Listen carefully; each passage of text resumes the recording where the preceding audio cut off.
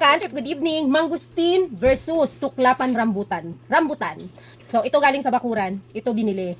Yan. So, try natin. Anong gusto nyo unahin natin? Unahin natin ang, siyempre, rambutan galing sa bakuran. Tuklapan po ito mga ka-trip. So, meron tayong mga rambutan na tuklapan. Medyo maliliit lang siya this year.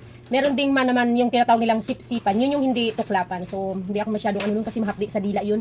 Tsaka, parang hindi mo mapil na kumakain ka ng rambutan kasi hindi natatanggal yung laman. Hmm. Hmm. Hmm. Tuklapan ito mga kanjo, pero meron akong na-discover na bili na try na variety ng tuklapan na masarap talaga.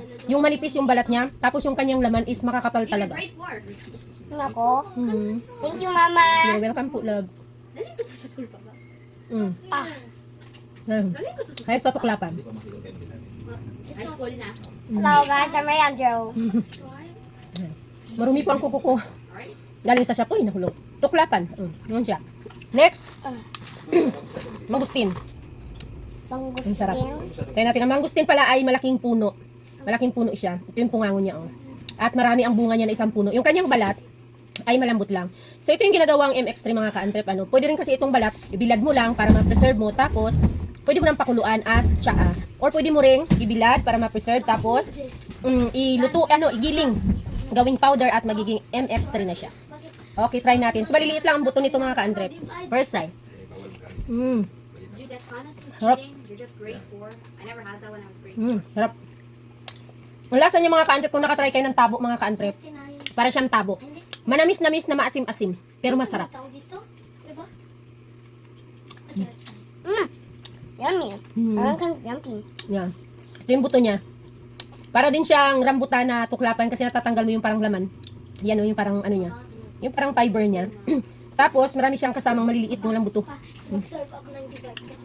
Ito yung nakain ko kanina. Maliliit, pwede lunukin. Walang buto. Ito meron.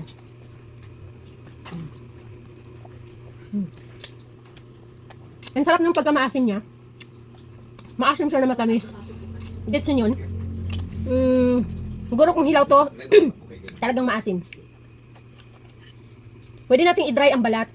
Hugasan, ibilad. Pag nabilad na siya, giling, salain, tapos salain ulit hanggang sa pinaka-powder niya. Pwede mo ilagay sa capsule para maging, yun na, mangustin, ano na siya? Mangustin, ano ba yun? Capsule or MX3 na. Yeah. So, maliit. Maanlap. Okay. Masarap siya. Ang pagkakaiba niya sa, sa tabo, sa bagay, hindi naman kasi ito wild fruit, so hindi natin maiko-compare talaga. Pero parang ganun kasing lasa niya. Manamis-namis na maasim-asim. Pero, mas gusto ko ang MX3, ang mangustin. Sarap talaga.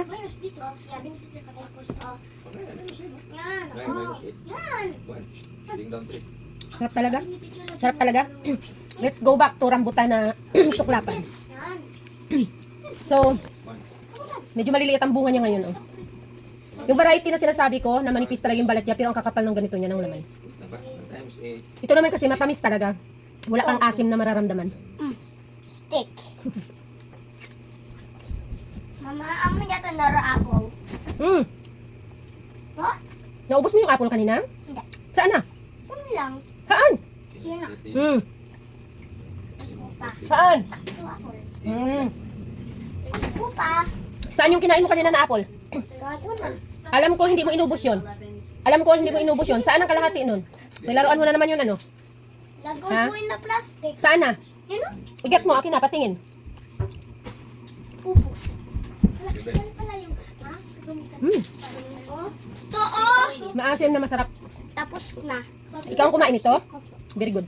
Mama, kain ako lahat. Very good. Ubus na. Meow, meow, meow, meow. Meow, meow, meow. Bye! Bye then.